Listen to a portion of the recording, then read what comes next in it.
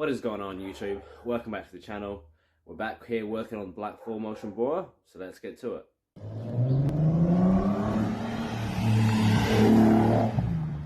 Now, if you watched the previous episode, you would have seen that we've stripped this engine as much as possible to give it a good clean up and a refresh. So I'll show you the sump that we cleaned up as well.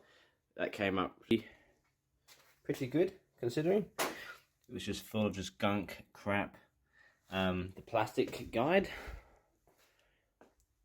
that was the end of it there, plus or whatever I found in the oil pickup as well. So now the oil pickup is all cleaned out and yeah, unblocked.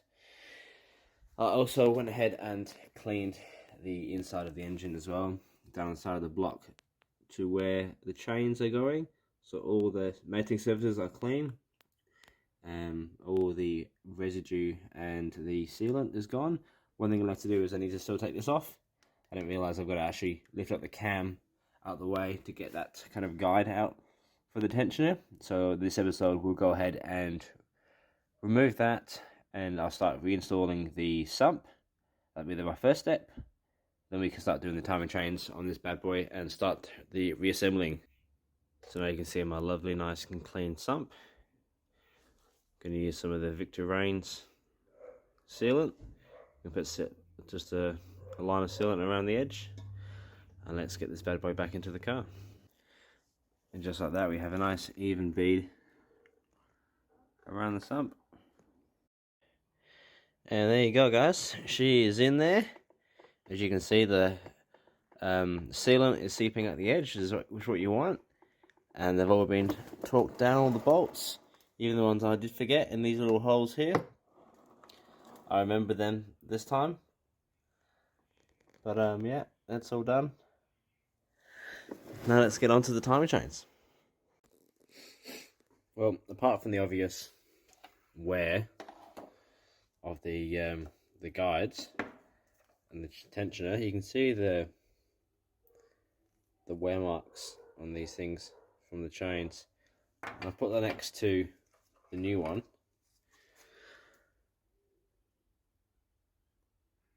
Massive difference.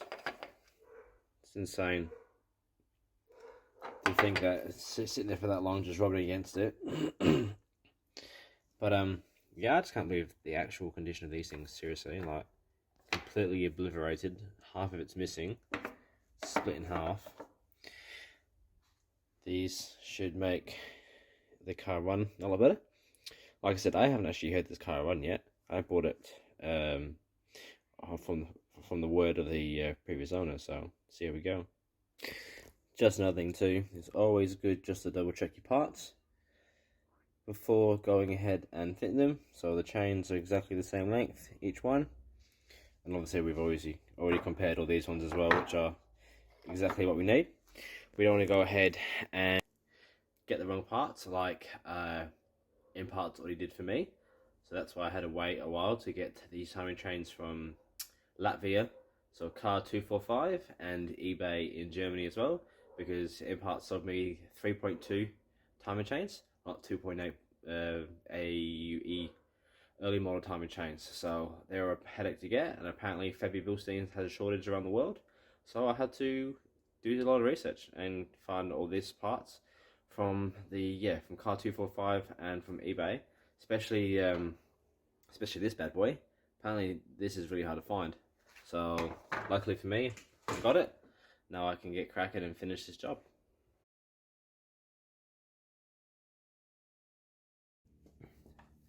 Alright, so you need to do the bottom chain first. So you have the intermediate shaft, which has the flat spot, which lines up with the flat spot on this gear as well. And obviously the point on here lines up with the line on here as well, which you can just see in the camera. So you need to put this onto here. You also need to put on, well, obviously like that. There's no right or wrong way of doing it. Put on like that. You also need to put on your guide as well, which will slip on like that. Then you attach it to the block, which obviously has to be this way. Like I said, it's all trial and error. as long as that mark lines up with there, and you have all the slack on this side to where your tensioner is. The night has come, it's cold and losing my control. Your light is gone, and lonely darkness fill my soul. I wish that you could save me from my isolation. It's way too complicated. Let's stop this conversation. Let's stop this conversation. We got no relation.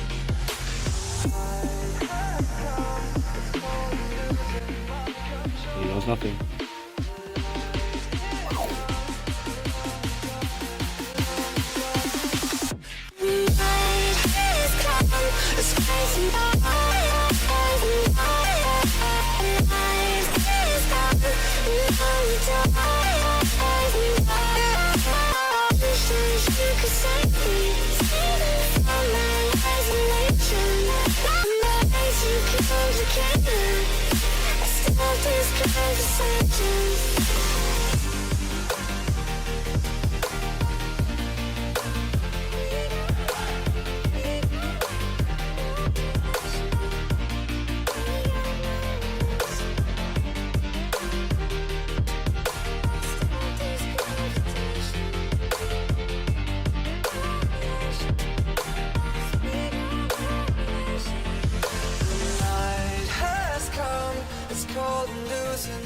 Control.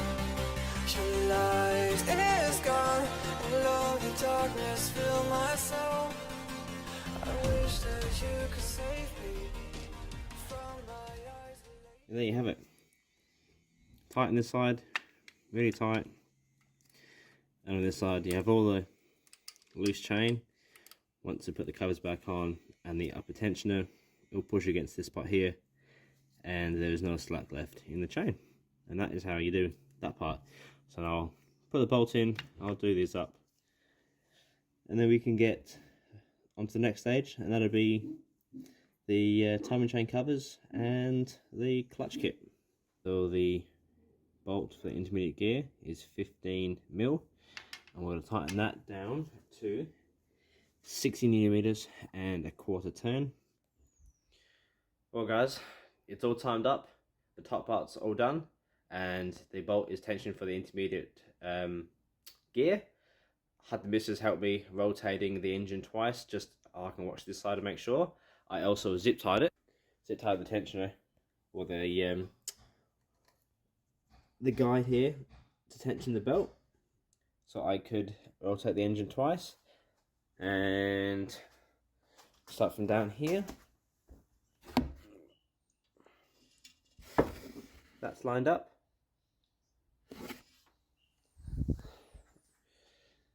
The bar fits into the cams, and the lobes are facing up towards each other, like that. We have the, where are we? The line was just off, but like, that's because if this has got a little bit of slack on it. If I moved it back, it'd be perfect. But that's not half a tooth out, that is sweet. And then we have the ground down tooth as well. So, job done. Now I can start reassembling this bad boy back together again. Let the fun begin.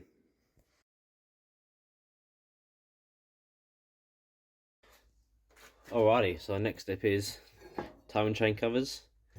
As you can see, I've scrubbed these guys pretty much so you can eat off of them, they're that clean. Same with this one.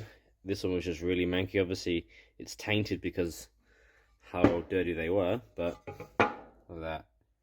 So, pretty much spotless. I have a new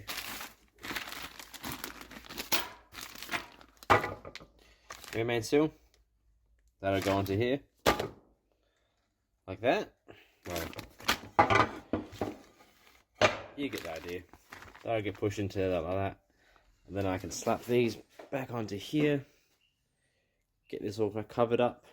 And we will continue. Out with the old crusty rear main seal. And in with a new one. Nice and soft. That should seal perfectly around the crank.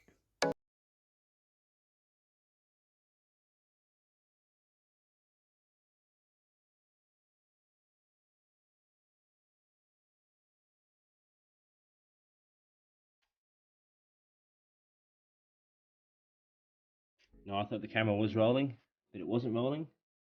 But it's pretty much all the way on there. I just got to get this last bit in here. Try not to break or damage this head gasket. That's the one I was trying to think of. The head gasket. Try not to break the head gasket. That is the concern at the moment, is getting it lined up so it doesn't break the head gasket.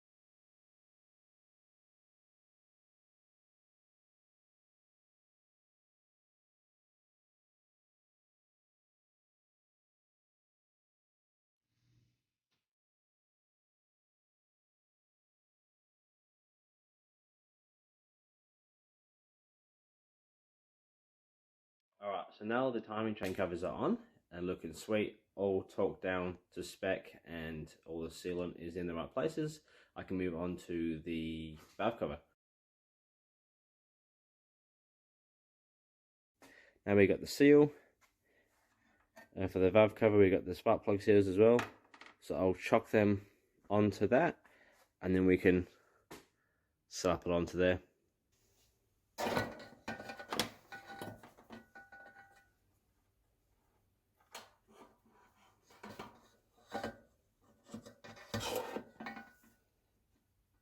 Now, do you remember when I said you must check your parts before? Well, have a look at this. Here we have the valve cover and the gasket. Unfortunately, this was from a BDE, so it doesn't fit. Far out. Look at it, it's a totally different shape. So, the project now stops until I can find a gasket. Whoop-tee, so it's now like 10 o'clock at night. So in the morning, I'm going to call around and see if I can find one and get one express shipped. A few moments later. Just like that, it's been 2 weeks. I had to order the valve cover gasket online because nowhere in Australia had any for the early AUE motors. So just my luck, I had to go online and order it from Europe. So it took about 2 weeks to get here. So this has now been 2 weeks of me waiting for this valve cover gasket so I can continue with this episode. Let me show you the difference between the two of them. Alright, so here it is. As you can see, it's flat on both sides of the gasket compared to what the BDE was. With this side here, it goes up. This one, flat. So now this can be stored away for another time. I may not get another Bora in the future, you just never know with me. But now we've got this, I can go ahead and install this onto the valve cover and finally get the valve cover on.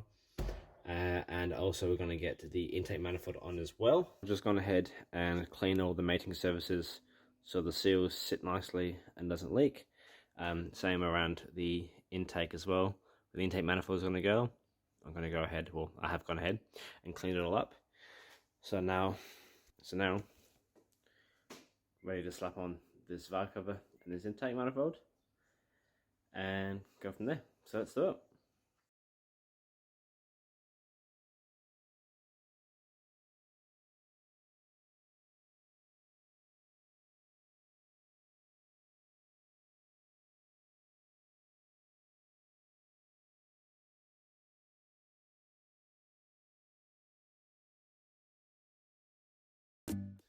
And there you have it.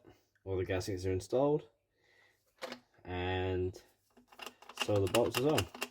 So let's slap this in the car.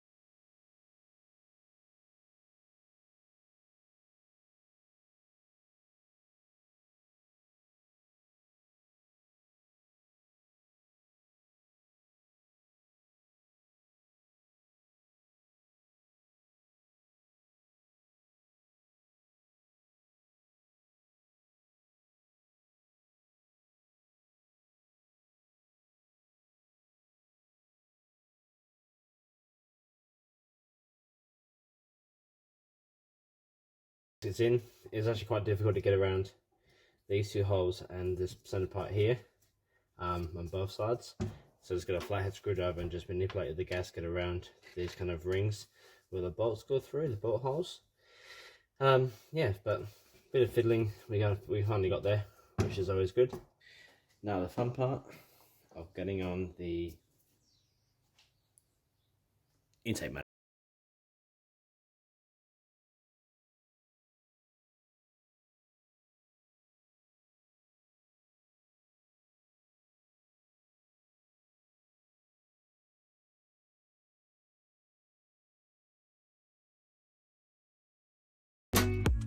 Well, that was an effort to get in there. It's a case of tilting the runners under the valve cover and the head into the point where they need to be mounted and try and line up the top. So it's a bit of a topsy-turvy kind of thing. But we got there. Next is the bolts to connect the intake manifold to the block. They are a 6mm Allen.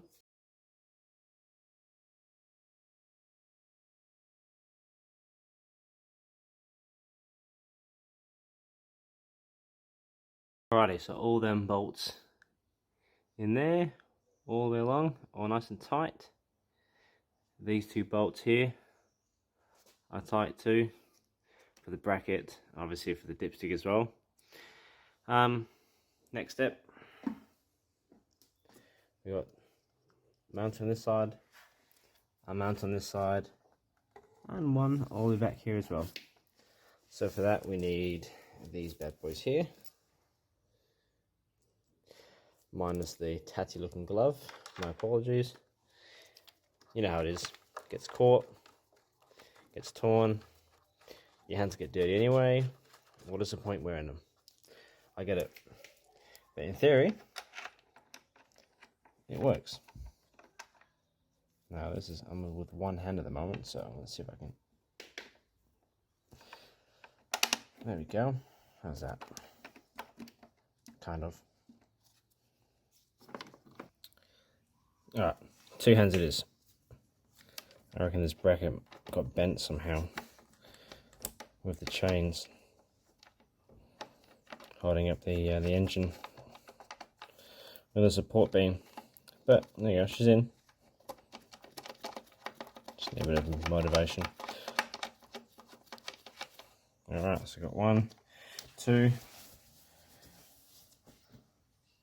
Last but not least, this one right here. And funny enough, it's the one that I missed when I was removing the intake manifold in one of the previous episodes. I was wondering why the hell is this not coming off. Turns out it's just a bolt. Well, there you have it, guys. The intake manifold is all bolted in. Not plumbed in just yet, but at least it's in there for now. And I think this is a perfect time to end the video. So thanks again for watching, guys. We're very happy to where we are at the moment with the car. Next video will be a video that I'll be doing the install for the clutch and the gearbox, and then I can start figuring out all the wiring looms, vacuum lines, coolant lines, all that kind of stuff. I want to get plumbed up to where I can kind of get it started and see hopefully if the car runs or not, because like I said before, I haven't had this car run, so who only knows, it could be a non-runner and I've wasted all my time. Let's hope not. So stay tuned for that, guys. If you haven't already subscribed, what are you doing? Please subscribe, share it around. I want to try and get my numbers up there. Yeah, going to grow the channel as much as I can, so I'll try and provide as much content for you guys as possible. If you also like my videos and the content that I'm sharing, give me a thumbs up. The more thumbs up, the better. Leave a comment down below or send me a DM on my Instagram page at AP Builds. I will also leave a link in the description down below. And thanks again, guys, for watching, and I'll see you guys on the next video. Cheers.